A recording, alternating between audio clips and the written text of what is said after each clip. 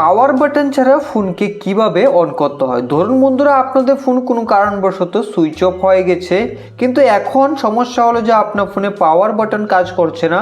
তা power button ছাড়া আপনি কিভাবে ফোনকে অন করবেন, তাই এই ভিডিওতে আমরা দেখব। তাই ভিডিওটাকে স্কিপ না করে শেষ পর্যন্ত দেখে নেবেন, তাহলে আপনি খুব সহজেই পাওয়ার বাটন ইউজ না করেই আপনি সহজেই ফোনকে অন করে নিতে পারবেন। কিভাবে করবেন তো চলুন এখন আমরা দেখে নিই।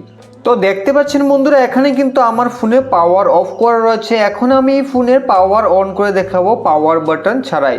তো এই প্রসেসে আপনি যে কোম্পানির ফোনই হোক না কেন, সেই কোম্পানির ফোনকেই অন করতে পারবেন পাওয়ার বাটনকে ইউজ না করে।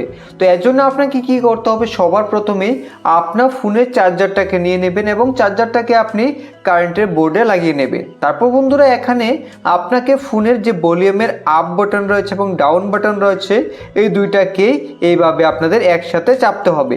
তো চাপার পর এখন বন্ধুরা আপনারা চার্জার কেবলটাকে এইভাবে লাগিয়ে দেবেন।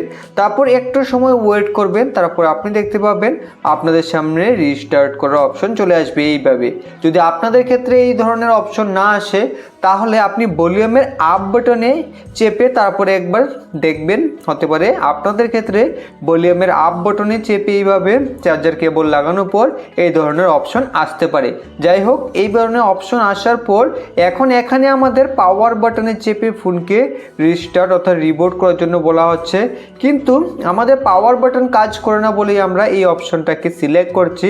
তাহলে এখন আমরা কিভাবে ফোনকে অন করব। তো এর জন্য আপনাদের কি করতে হবে, রিস্টার্ট করার জন্য এখানে 2 মিনিট সময় অপেক্ষা করতে হবে।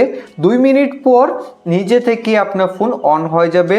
তো আপনি এখানে 2 মিনিট সময় ওয়েট করে নেবেন। তা আমরাও এখানে ওয়েট করে নিচ্ছি।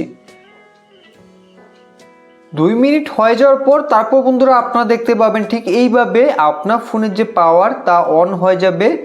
তাহলে বন্ধুরা আপনারা দেখতে পাচ্ছেন কত সহজে আমরা ফোনকে পাওয়ার বাটন ছাড়াই অন করে নিয়েছি। তো আপনার যে কোম্পানির ফোন হোক না কেন, এই দুই প্রসেসে আপনি খুব সহজেই আপনার ফোনে পাওয়ারকে অন করতে পারবেন।